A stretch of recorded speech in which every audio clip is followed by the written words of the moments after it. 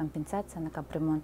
Она полагается гражданам старше 70 лет, одновременно являющих собственником жилого помещения, не работающие, одиноко проживающие или проживающие в составе семьи из неработающих пенсионеров или инвалидов первой и второй группы. Если человек проживает в многоквартирном доме, платит взносы за капитальный ремонт, и если он старше 70 лет, то он вправе претендовать на данную компенсацию. Есть 4 способа подачи заявления. Это обратиться лично в территориальную службу, обратиться лично в МФЦ, направить заявление электронно или направить почтовым отправлением. Для граждан пожилого возраста возможно сдать с помощью социальных работников, с помощью третьих лиц, могут помочь родственники, принести это заявление, не обязательно его личное присутствие. И предоставляет минимальный пакет документов: копия паспорта, документы на жилое помещение о праве собственности. Этот документ мы запрашиваем самостоятельно в Росреестре.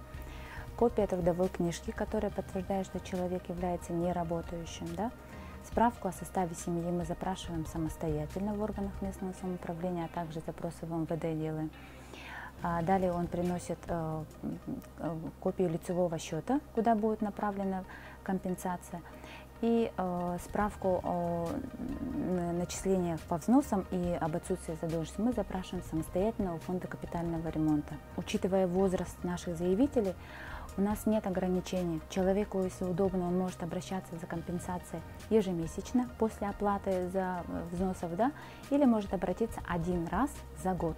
Для граждан в возрасте от 70 до 80 50% от взноса на капитальный ремонт, а гражданам старше 80 100% компенсация. Если у человека несколько жилых помещений, то компенсация предоставляется по одному из жилых помещений, по тому жилому помещению, где у него имеется постоянная регистрация. По действующему порядку решение об отказе или о предоставлении компенсации принимается в течение 10 рабочих дней. Отказ тоже может быть.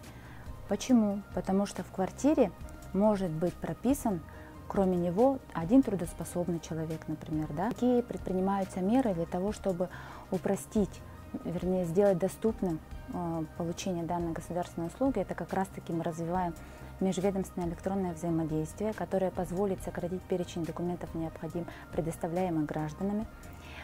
Кроме того, мы развиваем предоставление заявления в электронном виде, что позволит гражданину уже из дома подать заявление.